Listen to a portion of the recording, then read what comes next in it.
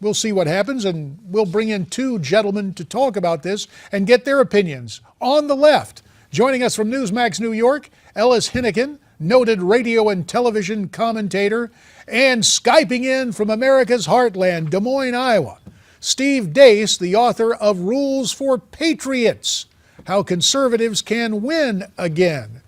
So Steve, while Ellis is thumbing through Rules for Radicals by Saul Alinsky, let's get your assessment of the schematics of where this is going to go in the Senate. Homeland Security funding. Do you think they can round up 60 votes to pass the House version? No, I think we're being completely scammed. I think if you just listen to the clip you just heard from the man I like to call Ditch McConnell, you can just hear the lack of conviction in his voice. And listen, McConnell is a man who often communicates a lack of conviction, JD, but even by his standards, this goes beyond his normal I'm a bored librarian motif. I mean, their heart is not in it. It was never in it. That's why they went ahead and did the crap in the bus during the lame duck session, so they could get this out of the way before guys like you and I could remind them of all the campaign promises they made to the base and the American people that they would save them from this and stop this from happening. And that speech that Boehner gave on the floor of the House the other day was masterpiece theater.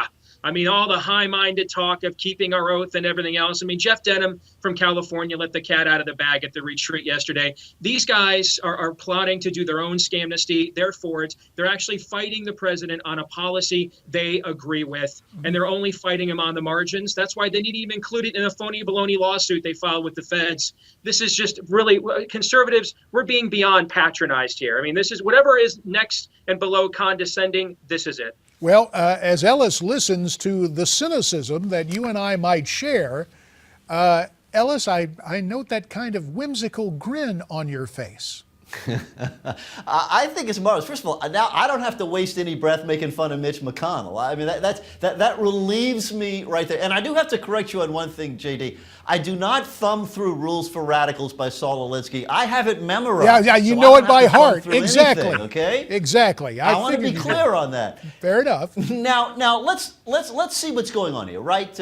It warms my heart, of course, to hear you and Steve beating up on more moderate Republicans, the ones who want to govern and actually achieve something here. Because what it means is that the Republican Party is sufficiently fractured that you guys won't be able to achieve anything other than fight with yourselves, and you're going to be surprised by how effective Barack Obama can be exercising the authority that the law has given him with executive orders, with the decisions about priorities, how to enforce laws, what's important, what's not important. We're going to run circles around you guys while you all fight with each other. So I say, have at it. Well, Steve, you hear Ellis, and let's take the argument that, hey, people are supposed to work together. Politics is the art of the possible. What do you say to those folks that say, look, you can't get everything you want here. Can you get half a loaf or 80% of the loaf, Steve? We've got about a minute left. I'm fine with the art of the possible. Let's try this. I think this would be the fifth form of major immigration reform in the last 25 years, and none of them have accomplished the first very simple step. How about it's not secure the border first, it's secure the border only. Let's start with that. Let's see that you actually credibly are even able to do that, function as somewhat of a sovereign nation, and then we can have a talk about the next few steps. But they never do that, and they never will, because this is all about amnesty, and it's for guys like Ellis, it's the biggest Democrat voter drive of all time, and for guys like Boehner and McConnell, it's cheap labor for their corporatist buddies, and that's why the fix is in. As I said during my years in Congress, you got 15 seconds. Ellis, go ahead. Steve. I say go, Steve. Okay. Just keep doing it, man. I love it. Well, we're not. Go. As you are cheering from the sidelines, Ellis, with that whimsical grin, we're going to step aside for a second, pay some bills. We'll have you back to talk about a couple of other issues. More with Steve and Ellis in our panel next on America's Forum. Let's continue our panel discussion. From Des Moines, Iowa, one of the places Rick Perry will visit, it's our friend Steve Deace. And from Newsmax, New York, Ellis Henican. So we kind of get this whole right and left thing going. Steve, since this is the first time we've had you on the panel discussion, I'll go with you also because you're an Iowa guy. And the caucuses are there, and people want your support. And how is Rick Perry looking these days in Iowa? People like Rick Perry, JD, but he's kind of in a no man's land. I mean, he's a former governor now that doesn't quite have the pizzazz of a name like a Scott Walker has for the battle that he won against the government sector Marxist there in Wisconsin a few years ago. Doesn't have the name ID or charm of a Mike Huckabee.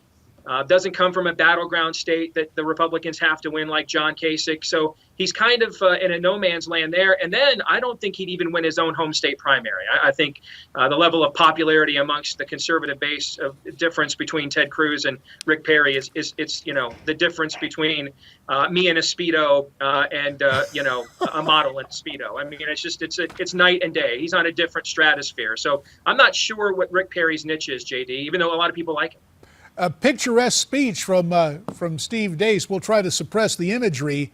Ellis, can you make a case? I mean, I know you're not going to vote for Rick Perry, but you take a look at his records of accomplishment in Texas. It's pretty impressive. Here's the thing to remember, JD. When you have 439 candidates, it doesn't take that broad a niche to make an impact, right? At this point, so many people are thinking of making this race. And the people that are going to end up at the front of that pack, whether it's in the more traditional side of the party, those country club Republicans, or whether it's the Tea Party extremists, there's going to be someone who's going to bubble up to the two sides of that equation.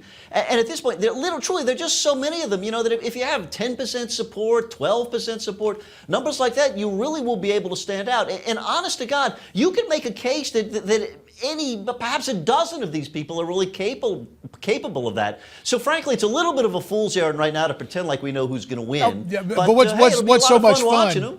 Ellis, what's so much fun is busy, right? Let's say one of the moderate guys gets the nomination. By campaign time in 2016, you'll be calling that guy an extremist. So I get a kick out of that. Steve, you're our Iowa expert. How's it? You already told us, you went on record on this very program saying Jeb Bush will not be president. I mean, you laid down the marker. You still feel that way? There's no possible way he can win. I mean, well, I'll throw a caveat. If we find out whoever the Democrat nominee is, that the night before the election, he or she's got pictures with little kids and goats on a personal computer, then maybe.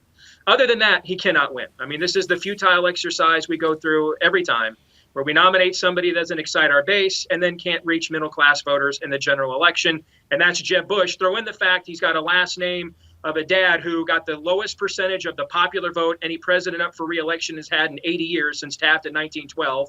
And then his brother left with the second lowest approval rating of all time next to Dick Nixon when he left during Watergate. I mean, whatever deity, whatever pagan shaman Democrats like Ellis, because of course it wouldn't be somebody of the Judeo-Christian intolerant view. So whatever pagan, pluralistic, multi-nominational viewpoint that the pagan deity that the left prays to, they are on their knees right now, offering up burnt offerings, incense, mantras, begging that they get to run against somebody named well, Bush. let's give Ellis a chance here. Ellis, pal, only 20 seconds. Will it be Hillary? And for the record, are you praying to one of those pagan deities?